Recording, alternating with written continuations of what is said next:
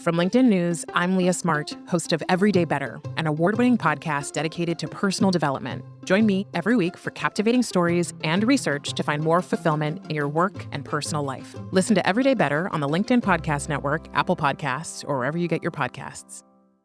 Did you know that small and medium businesses make up 98% of the global economy, but most B2B marketers still treat them as a one-size-fits-all?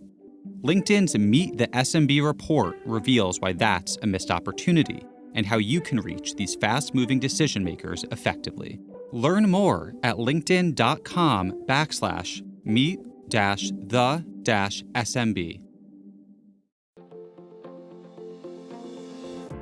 Hello, my friend, and welcome to another exciting episode of Negotiate Anything. Thanks for joining us today.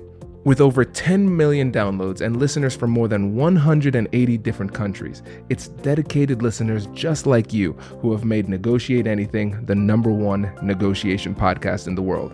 I'm your host, Kwame Christian. I'm a business lawyer, mediator, author, and the proud CEO of the American Negotiation Institute. Now, before we get into today's insightful conversation, I have a golden opportunity for those of you who recognize the power of negotiation in your professional lives. Have you ever found yourself wishing that you could navigate those high-stakes conversations with more confidence? Or perhaps you're looking to empower your team with the art of persuasion and conflict resolution.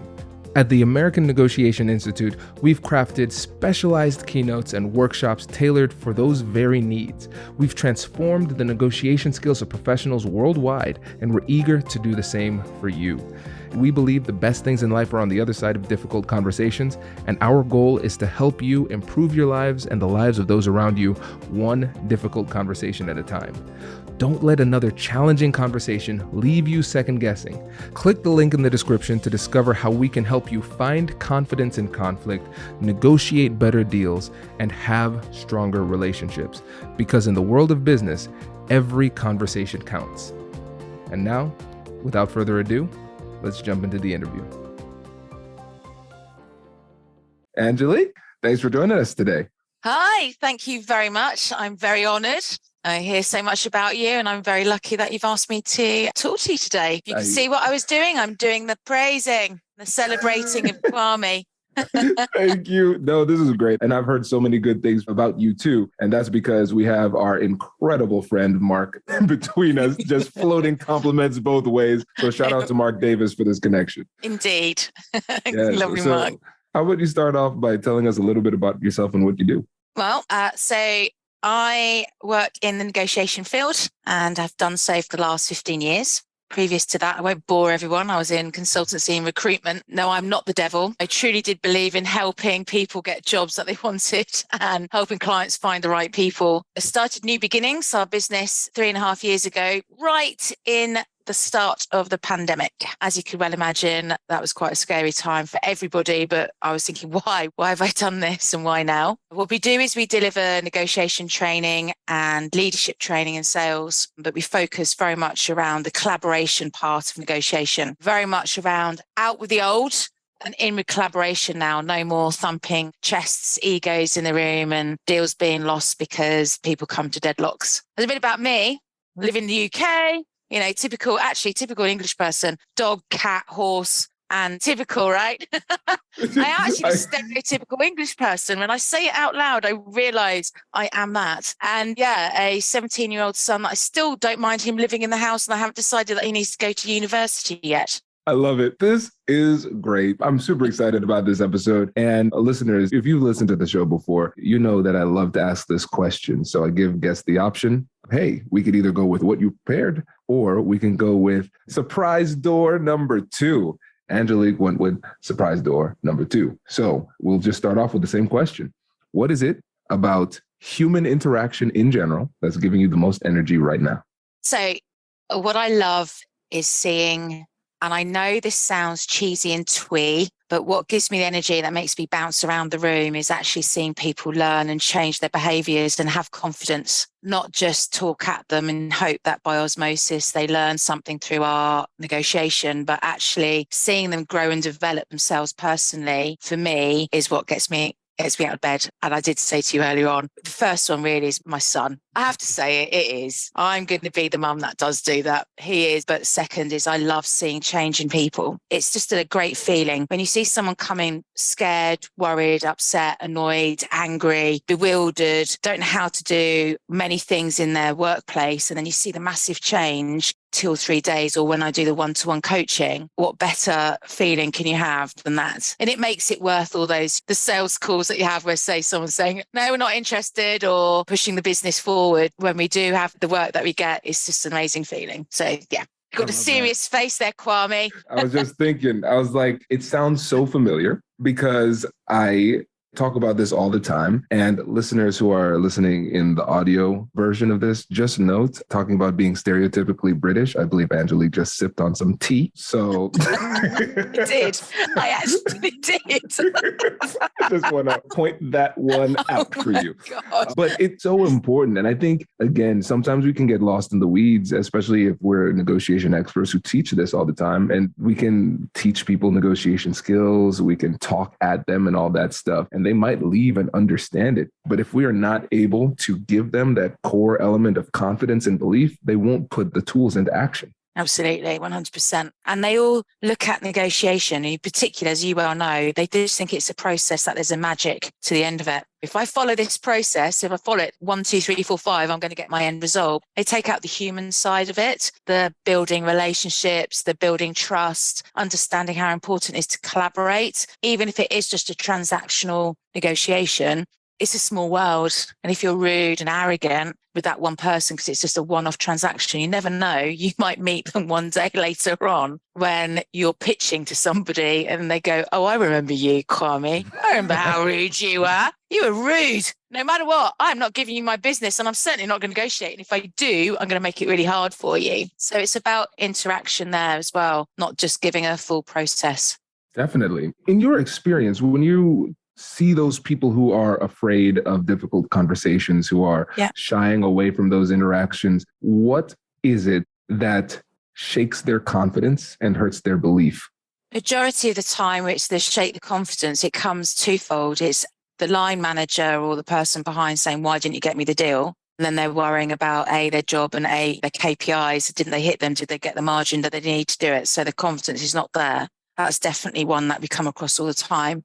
And the other one is that they've come across somebody who possibly is being really bullish and has left them feeling pretty bad about themselves because it came personal, not just a communication in a business environment. So they're the two that I see the most of. Mark will say the same. We bring the lovely Mr. Mark and he says the same. We do see that. The whole team see that a lot, but it comes two-way. Someone being rude and arrogant and they've lost that deal because they've been off so much by the rudeness of the interaction. And then obviously the line manager understanding what's happened and how they got to that. And that's key, is like the support from the line manager. And so the confidence is not completely, which they need to then rebuild up to realise that they've got to work for somebody who's going to support them and understand that something may have gone wrong or timing was not right, or there could have been a new variable that was brought in that wasn't discussed with the leadership team, or et cetera, et cetera. So it's a bigger picture than just the negotiation we talk about. Yeah. It's around having the right leaders supporting decisions and then having people to support through when they're actually negotiating.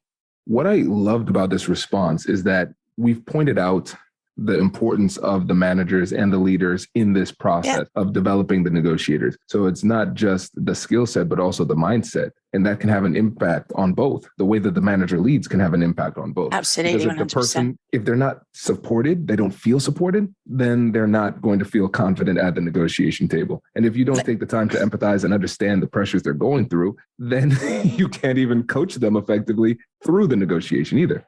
Absolutely. If you've got a manager who's not looking after you, they realise that you're going into a negotiation or a sales pitch and they're not supporting you and all it is about the KPI. Or, for instance, you must come across this where some clients will just do a tick box exercise and put through people through the programs. Everyone feels like they've got this amazing gift and they go running back into their workplace, all excited to use this new experience and gift that they've got. Then they get slapped to say, yeah, that's fine. But can you just go back to what you were doing 8 weeks ago, please? Because that's what we really wanted. We just ticked it off there for L&D HR purposes. And when we work with our clients, we always talk to the line managers and directors to say, this is not just for you to then, for them to come back and say, well, we'd like to change, we'd like to do something different, we'd like to use our new skills, for them to turn around and say, actually, no, just carry on doing what you were doing for the last 6 months. But hey, you had training. So that's where we closely with the clients, very much so. That doesn't happen. There's nothing worse. It's they open up a gift and you can't play with it. And you sat there going, now what do I do with it? I'm not allowed to play with it. I can't do anything with it. So it's like having this like great thing in front of you, but you can't do anything with it. Yeah.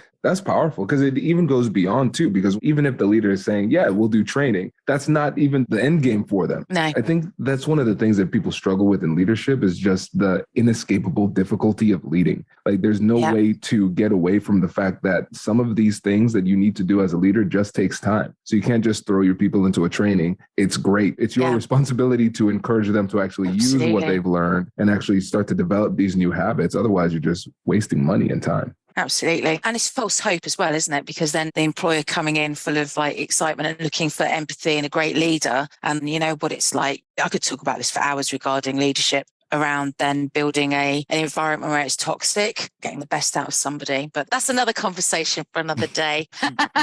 Yes. One of the other things that you said that I thought was really interesting is that people have interactions with people who are rude, disrespectful, maybe bullying or aggressive, and then that turns them off from negotiation. It's difficult to deal with that in the moment at the actual negotiation table. But for a lot of people, it could create a little bit of small t trauma where they're saying, you know what, I remember that jerk 2 years ago. I don't want this. I don't want to do this. I'm afraid I might get hurt in that same type of way. So can you address that fear first, and then let's continue to explore how to deal with these tough negotiators too?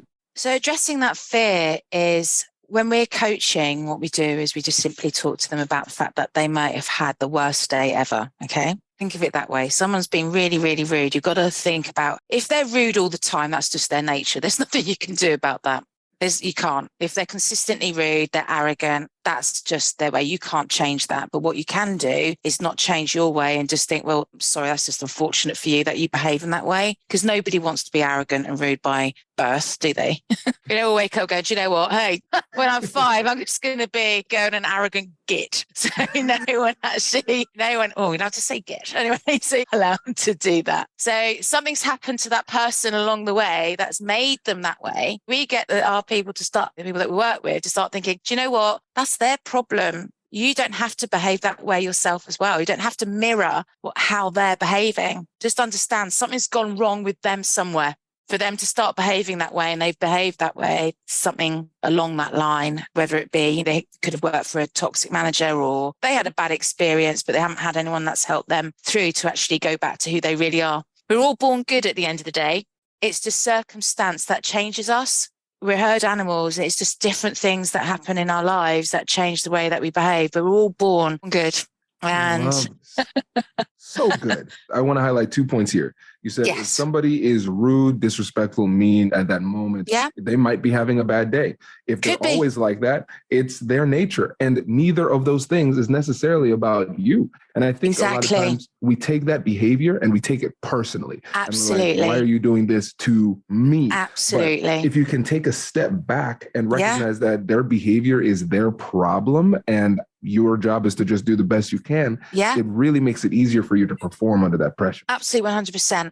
They could have woken up, had the most steaming row with their partner, and they've gone into the workplace. They've had a row with them, and then the line manager saying, I want you to cut that margin as well at the same time. I don't care. You're just going to do it. And of course, they pick up the phone to somebody, or they're in the Zoom Teams, whatever. And then, of course, they're just like, just get me to it. And then everyone's going, oh my gosh, what's this happened? And they're like, oh my God. And it's just taking a deep breath and going, right, oh, hi. So, Kwame, you're not feeling right today. Are you okay? Is everything all right? Fuse the situation by asking, are you okay? Because actually that does work. If somebody does that suddenly and they switch, if you've got a good, trusted, collaborative relationship with a supplier buyer and you know them well enough and you've worked with them long enough, you know if they're in a bad mood and something bad's happened, then you know something's afoot. So you have to just it's not about you, it's about what's happening to them at the time. But if they're consistently angry, then obviously that's just something's happened to them in their past that, makes them that way.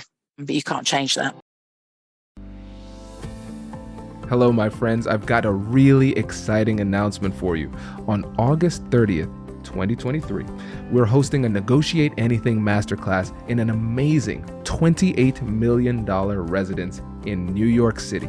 This is a once-in-a-lifetime type of experience. It took a long time for me to negotiate the deal to get this location, and I'm not sure if or when I'll be able to do it again. Seats are limited, so if you want to make this happen and you want to hang out with me in NYC, check out the link in the description to learn more. Small and medium businesses don't have time to waste, and neither do marketers trying to reach them. On LinkedIn, more SMB decision makers are actively looking for new solutions to help them grow, whether it's software or financial services. Our Meet the SMB report breaks down how these businesses buy and what really influences their choices. Learn more at linkedin.com/meet-the-SMB. That's linkedin.com/meet-the-SMB. Yes. Oh, Find a way this is around good. it. This is really good. Okay, so let's actually explore this with specificity because I don't want people to miss it because I think it can be a really powerful tactic. Yeah. So you're saying if somebody's coming into the meeting and they are atypically upset, so you understand you have a good relationship with them, Yeah. you have an understanding of their baseline, Yeah. and you say this behavior deviates from the baseline.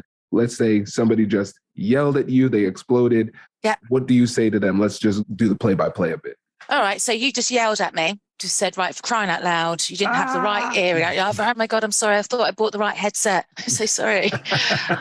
What you do is you take a deep breath. You'd have to center yourself because there's nothing worse than having someone yelling at you because it really does. It's upsetting when people shout and yell at you or you have anger towards you. You feel the heat of it, right? You center yourself, deep breaths, take time, and then just say, Kwame, are you okay today? Is there anything going on? Do you want to talk about it? 'Cause we can just part this conversation now. We can come back to this meeting another time and have another conversation around, are you sure you're okay?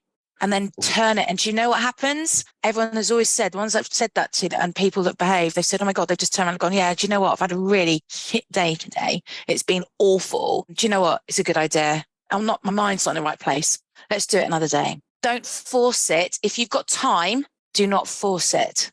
And if that's that situation where someone's come barking at you, unless you've taken 16 planes and a boat ride and everything else, well, then you're kind of like, do you know what? Let's go to a bar. I know it's only 10 in the morning. Would you like a stiff whiskey? And then let's come back to this 2 hours later and then let's have that conversation then. But always to disarm it. If you respond by like for like, all that happens is it creates even worse atmosphere. Your negotiation, your sales can forget it. It won't be a brilliant relationship and it won't be a good outcome in your negotiation. This is so good. I think in addition to the clarity and practicality of the approach, everybody knows exactly what to do, which is great. It also illuminates a really important strategy in negotiation that often isn't utilized, which is pausing and taking a break. Exactly. Think about toddlers. You have a 17-year-old son. I have a 7-year-old and a 2-year-old. Gosh, Two. You're in the thick of it. Unbelievable. The boy cries and screams at me when he does. He's getting what he wants. I'm giving you what you want and you're still yelling. Anyways, this is not me venting. I'm a podcast host. Back together. No, Right? I get it though. So What does he want? Sweets. It doesn't matter if it's 4 a.m. It Chocolate. doesn't matter. Goodness. But when you're in that situation, you can just take a break. Absolutely. If I'm trying to talk to Dominic, my 2-year-old, when he is having a tantrum, we have to understand that psychologically speaking, he cannot process what I'm saying. He's not cognitively capable. And a lot of times we struggle in these difficult conversations because we're trying to accomplish psychological impossibility. Absolutely. This person is having such a bad day right now that they are just looking for reasons to attack everyone. Absolutely. You can't be successful right now, nor could anyone just because of the barrier. So if you could inject a little bit of time, just like you said, just 2 hours or maybe 2 days, even better. If you have that luxury of time, take it because that could be the difference between getting a deal and not getting it. 100%. And also what it'll do, it give the person who had the person barking at them angrily, gives them actually confidence that they've controlled the negotiation, they've controlled the climate and they've reset. And so it's just resetting, isn't it? Yeah, Reset. Exactly. Just resetting. And again, it's almost too simple. And that's the I point, know, but right? simple's always good, right? I think Absolutely. simple's always good. Yes. People try to overcomplicate things. Everyone talks about negotiation as this like magical, negotiation. Only certain people can negotiate. It's not. It's a conversation. It's a That's it. conversation for you to come to an end that you both agree to. If you take it literally to that basic, then people feel more confident about it. I Absolutely. remember, yeah.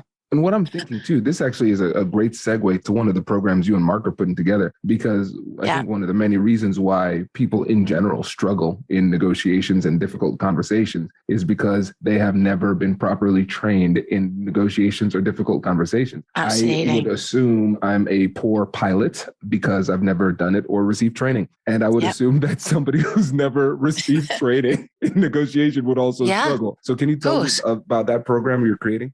Yeah, absolutely. Thank you. So actually, it was born because I gave my son and his friend an exercise. We were doing a fun exercise in negotiation. I just wanted to see how it worked. And it was a simple one. It was called Spit and Steel. Basically, at the end of it, I looked at both of them and I thought, oh my gosh, you're going out into the outside world and you have no idea what's out there. And you're both going to go and get jobs. You're both going to go and buy your first student digs, you're going to be having to negotiate your first salary. You've got no idea. And then I looked at it and then we built it and we tested it. We ran it through some schools. So it's for ages from 16 to 23. Although I still think actually 23 up, because still people haven't had that. I think it's not limited to that, but where it started at the moment is that. So what it does is it allows people to understand how to build their LinkedIn, their profile, their social media, and understand that what happens if you do something stupid in your social media, that your boss will Google you. And then there's wandering around on your head at a frat party, drinking. I'm a sensible person. I would like to be a doctor. And then going into, I'd like to have this job. And then moving into how to interview. So giving those skills of interaction skills, because it all moves into finally the negotiation, because once you've got an interview, you've got to negotiate your salary. And as we well know, that's one of the most important negotiations of your life, apart from, when you get married or a partnership or anything else. The second one is negotiation of salary. So we've introduced a interactive, just like Fortnite, where people can go on and make mistakes. And wonderfully, they can. So if they make a mistake, something's on fire behind them or the person moves up and walks away. But what it does, it allows them to keep replaying and do different levels until they get to that level where they're confident and they understand. Obviously, there's more to it than just that. It's engaging because nobody wants, they're in the middle of A-levels, GCSEs, university, and they've already had enough of looking at books, right? And listening to lectures. They're already fast asleep in the background. So this actually makes them do something so they can feel it and use it in that way. So I think if we've got our future being taught in this way, it means that when they go into their corporate lives, that means that they're prepared, ready, but also it's going to help the corporate world itself by having well-developed, trained people, not just being able to use a calculator where it's got like sine or tan on or linear regression and then go, I'm never going to use that again, unless they're doing economics. But definitely it will help the future. Without a doubt. I love this. This is great. And I love that it's interactive as well. And gamifying that is smart because attention spans are shorter than ever. And the practicality of this is so great because you're teaching them how to build your presence online, interviewing skills, how to negotiate salary. It's very clear for the students that are going through that they could say, all right, I can see how this has practical benefit for me immediately. So kudos. Absolutely. And they get a qualification at the end of it because we're CPD. So it means that they actually have got an actual certificate to say, hey, I can negotiate, makes their CV look good as well. Very nice. Oh, I love it. Thanks very much. I love this. This has been fantastic, as advertised, of course. Before you go, remind the listeners again about New Beginnings and how they can get in touch with you. Of course. So it's New Beginnings consultation, because when we started with the name New Beginnings, that was cost like £1 million to have that as our... just to get the word New Beginnings. So we had to add something and we were consulting. So newbeginningsconsultation.com, or you can just Angelique at New Beginnings or Mark at New Beginnings, but follow us on our website and you can look on our LinkedIn as well. Love it. Again, thank you so much for joining us. Really appreciate it. Absolutely my pleasure. It's been great fun. Congratulations! You've just joined an elite club. By listening to a full episode, you're now officially on the Negotiate Anything team. So welcome aboard. What most team members do is they subscribe to the podcast because that allows them to automatically get the latest episodes of the show. The best things in life lie on the other side of difficult conversations. Keep learning, keep practicing, and keep getting better. Your relationships will improve, your career will soar, and you'll have the confidence you need to get the most out of these crucial conversations. Again, thank you for joining the team. We're excited to have you, and I will see you in the next episode. I'll catch you later.